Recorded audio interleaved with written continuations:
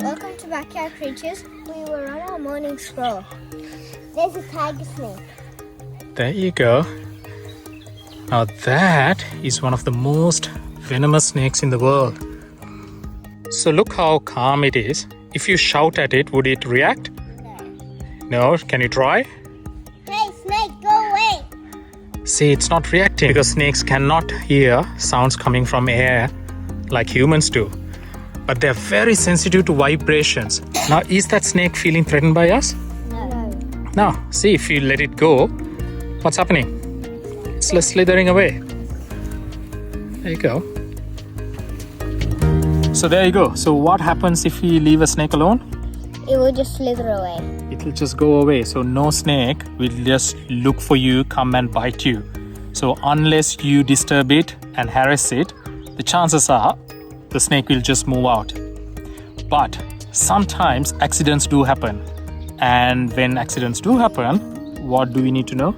First aid. We need to know first aid. So what are we going to do today, Rehan? Teach you how to treat a snake bite. What happened? Got bitten by a snake. Where about? Here.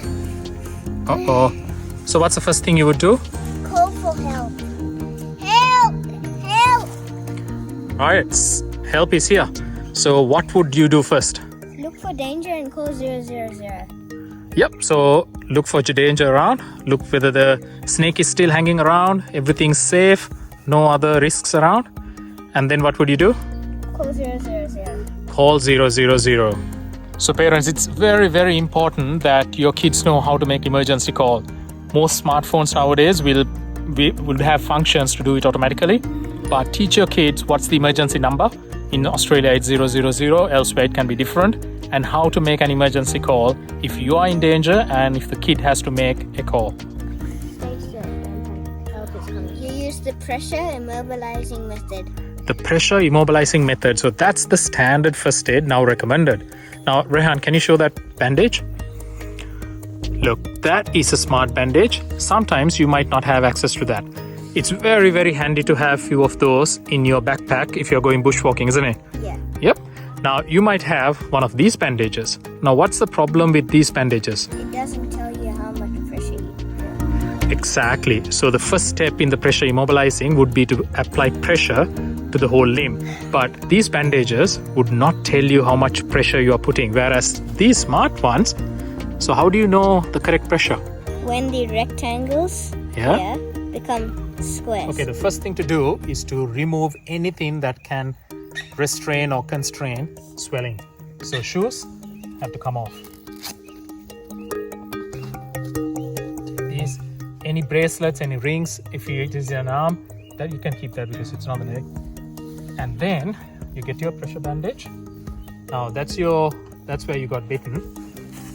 Okay, you start from the extremes. So you start from the tip of your limb. Start here and you start applying the pressure. Now, can you see that I have left the toes open? Why is that? Because the toes are pink, and if you squeeze them, they become yellow. And if they become pink again, that's the right amount of pressure. Exactly. It shows, it's an indication whether the blood supply is still working. Now, this is where the bite is.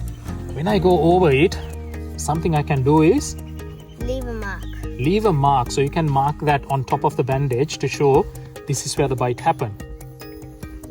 So clothes, you can leave them on. You wrap around. Now the most important thing is you do not put a tourniquet.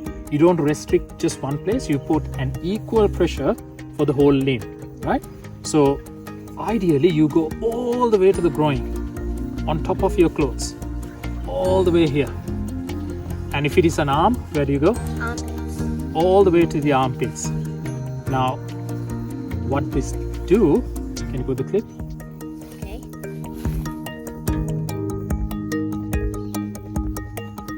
What this does is having an equal pressure in your whole limb rather than restraining just one place. So that's step one. So we did the pressure. The second step is immobilizing. Now immobilizing means you keep it still, because if you move around a lot, then your blood circulation can increase and spread the venom faster. There are a lot of ways to do this. If If you can find a stick or anything that's rigid, you can keep it parallel to the leg and gently tie it up. Now you don't need this to be very strong, otherwise it'll put too much pressure on the body. It's just to keep the whole limb still. And what would you do if you can't find a stick? Then you use your other leg. Exactly, you can actually keep your other leg next to it and strain. Now one thing we didn't do is, did we wash the bite site? No. No. So in Australia it's recommended not to wash the bite site and leave it as it is, but in other parts of the world where some snakes can cause necrosis or like rotting your skin and uppermost muscle layer, it's recommended to wash it off first. Okay, now he's safe. You put pressure, number 1, and immobilizing, number 2. What's next?